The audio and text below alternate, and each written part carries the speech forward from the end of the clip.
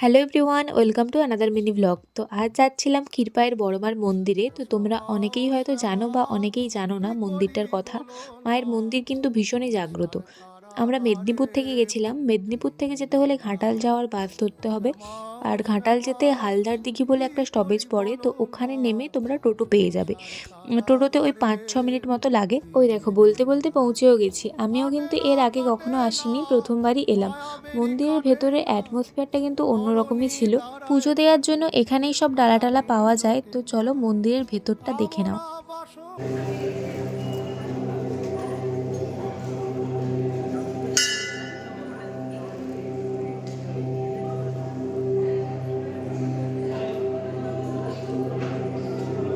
এই হচ্ছে বাইরেটা। তো এখানে প্রচুর দোকান আছে, তো তোমরা এখান থেকে ডালা টালা নিয়ে নিতে পারো।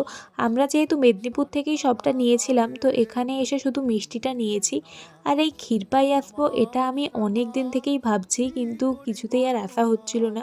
তো ফাইনালি এই 2026-এর শুরুতে আসতে পারলাম। তো যাই হোক, তারপরে পুজো দেওয়া শেষ করে ওখান থেকে বেরিয়ে আমরা গেছিলাম খাওয়া দাওয়া করতে।